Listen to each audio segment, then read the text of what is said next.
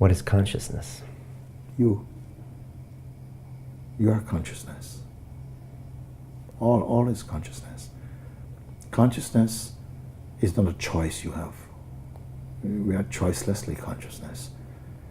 I feel that the whole game of life is to awaken to that truth, to awaken from the sleep of personhood into first the state of conscious presence, to be aware of ourselves as presence, which is a more subtle form of consciousness.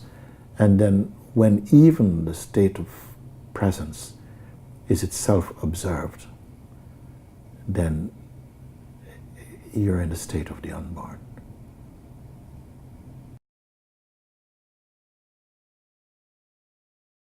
Sense perceptions, thoughts, emotions, put them together, mix them up.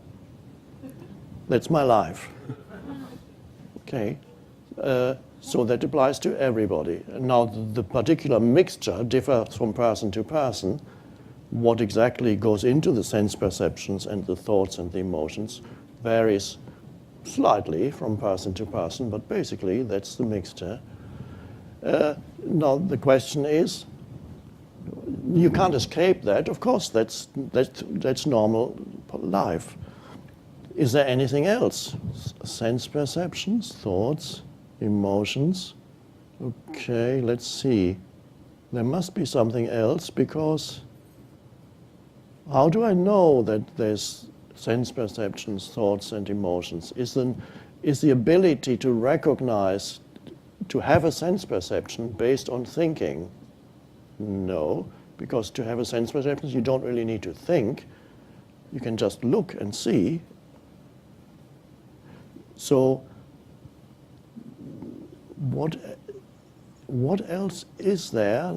And this is a key thing. There is something else apart from sense perceptions, thoughts, and emotions, which is, we could call it an awareness. There is a sense perception, there is an emotion, there is a thought, and that is, we could call that pure consciousness. Otherwise, how could you have a sense perception? So there is something there that enables sense perceptions to be there, that enables a thought to be there, that enables an emotion to be there. And that is the thing that in most humans is hidden. They don't know, in other words, they don't know it's there. Because that is presence, which we could also call consciousness, which we could also call awareness.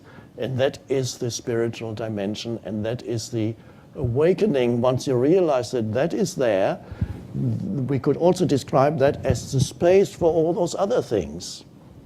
So let's say, let's compare this room to your consciousness, and then we say, okay, there's the furniture in the room, there's the bodies in the room, and there are the other lights in this room.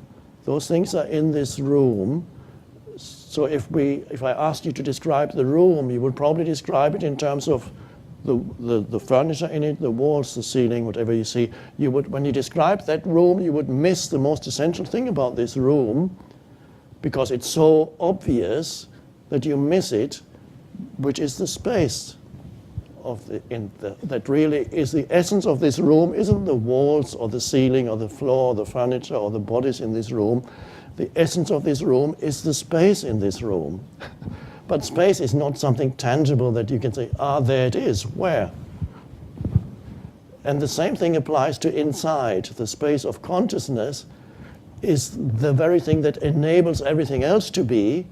But it's very much like the fish in water that's asked, that says, why are you always talking about water? You haven't shown it to me yet.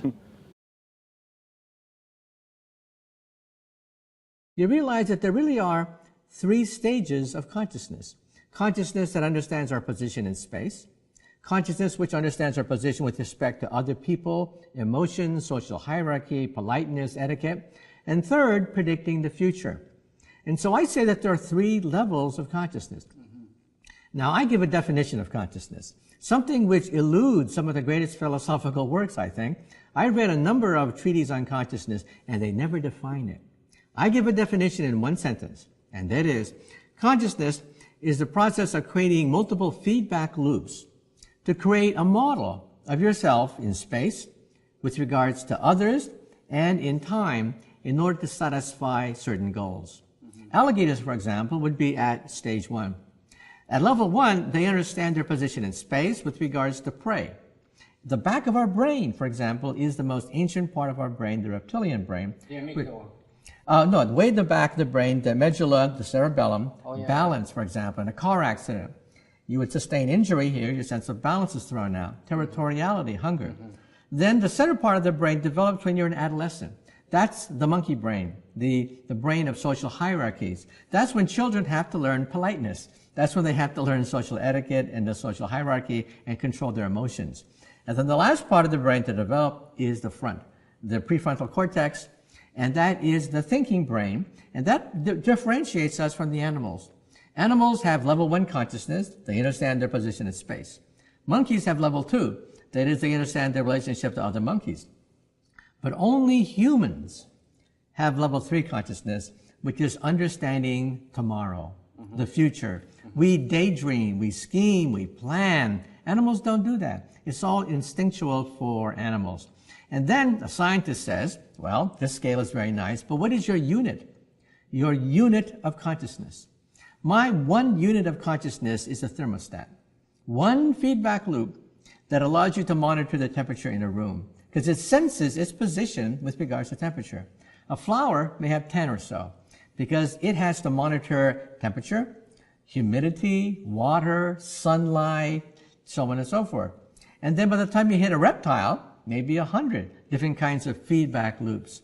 By the time you go to a mouse, perhaps thousands of feedback loops. And then we, as humans, we're the only ones who see tomorrow.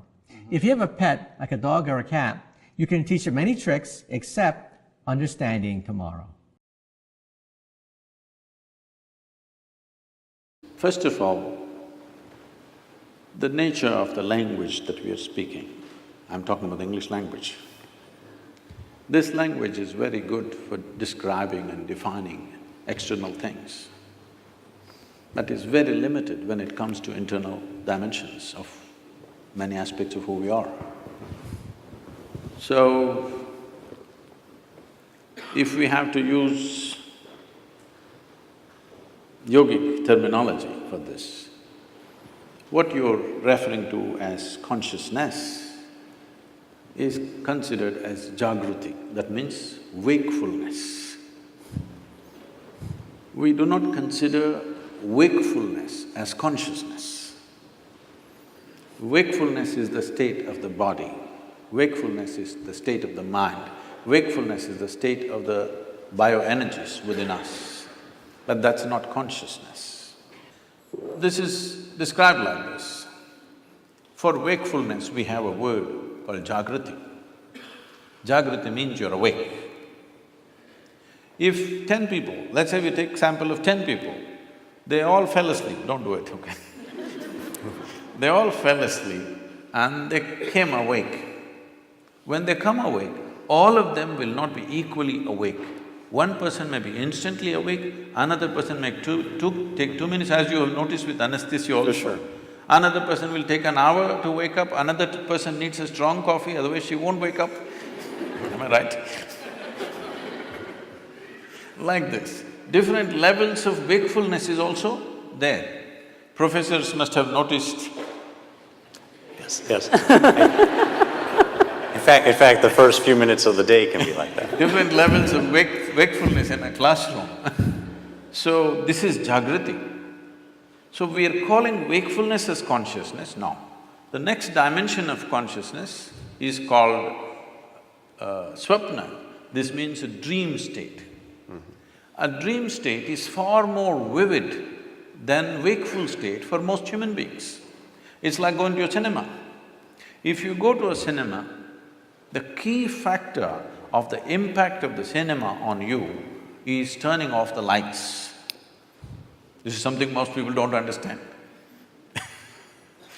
If you don't turn off the lights, cinema will be no good, it doesn't matter how well it's made. Turn on the lights and watch the cinema, you will see a great cinema becomes nothing.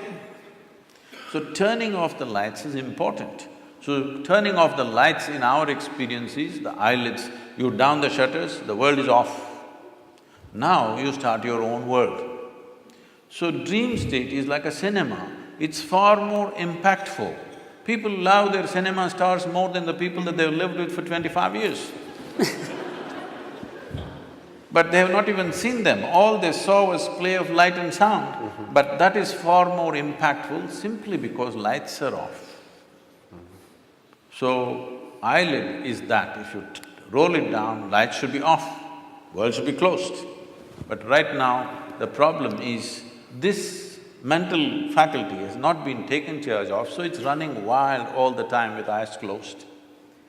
So this dream state is considered a more powerful state than Jagriti. Jagriti or wakefulness is important for performing action in the world. But for human consciousness, in terms of profoundness of experience, dream is always more profound than walking on the street. Yes, most of you have experienced this. The next state is called as Susupti. Susupti means it is a dreamless state. But there are dimensions of consciousness that you're aware of. It's a totally dreamless sleep state, but you're aware. There is no picturization, there is no video running in your mind, there's no pictures, there are no people, there are no words, but you're conscious in your sleep. This is a very powerful state. If you really want to manifest something in your life, this is something to be explored.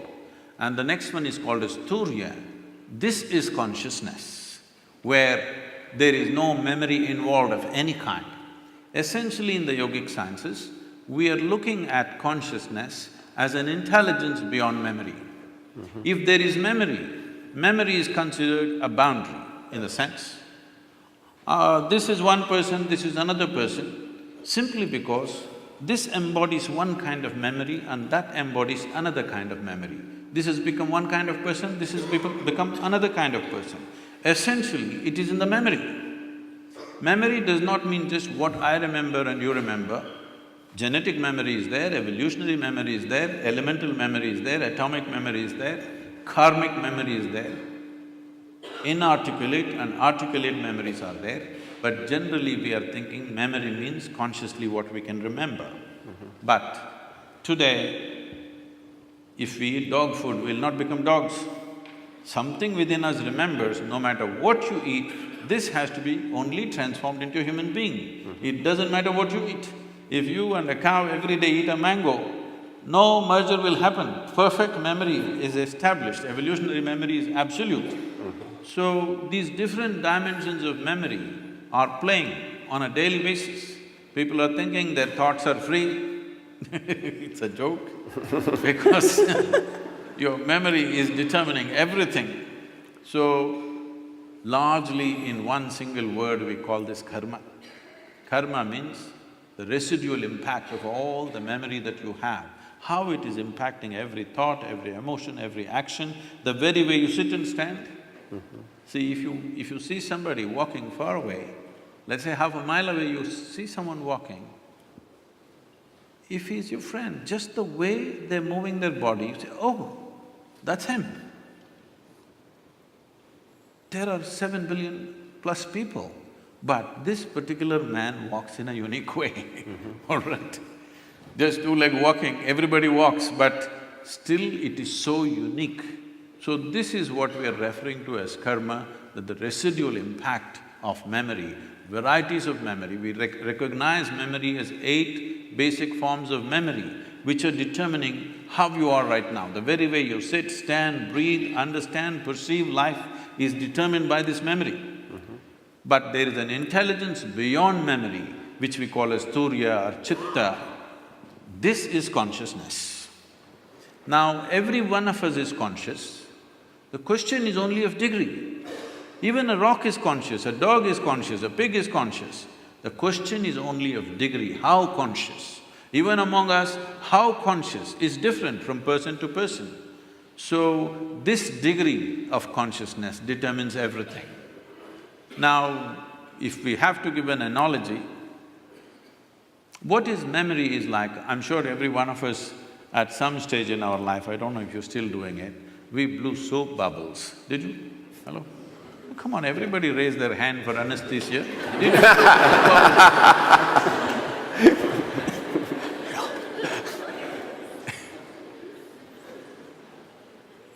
So, when you blow a soap bubble, the soap part of it, which is very little, just a tiny drop, the large part of it is air that it captures. So how big a bubble? When you were children, who can blow the biggest bubble was a big deal. And it's a certain amount of technique, Yeah. how you do it. Somebody blew this big bubble, somebody got only this much. So how big a bubble? This bubble is like this, the kind of soap and how it gathers is your memory. It forms it gives it a form. But when the memory bursts, there is no such thing as your air and my air. There is no such thing as your consciousness and my consciousness. There is something called as your body and my body. There is something called as your memory and my memory. There is something called as your intellect and my intellect. But there is nothing called as your consciousness and my consciousness. How much of it did you capture? How big is your bubble will determine the scale of your life. The scale and possibilities of your life are determined by how big a bubble did you blow. For more on Mystics of India, click the subscribe button and subscribe to our channel. Press the bell icon on the YouTube app and never miss another update.